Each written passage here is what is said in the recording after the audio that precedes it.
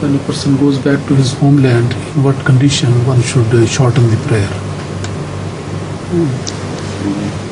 Normally, one shouldn't shorten his prayer when he has reached his homeland, but only in exceptional cases of such meetings as are organized for the sake of Allah, where sermons are given for the sake of Allah, or sometimes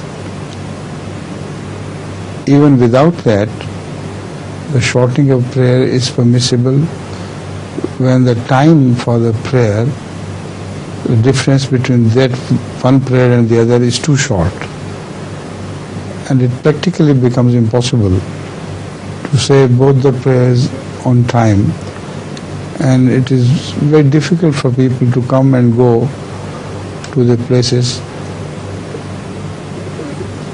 at such short intervals. So these are exceptions. But in the normal days and normal conditions, one should not do the qasr, that is half the prayers which are said in 4. Right?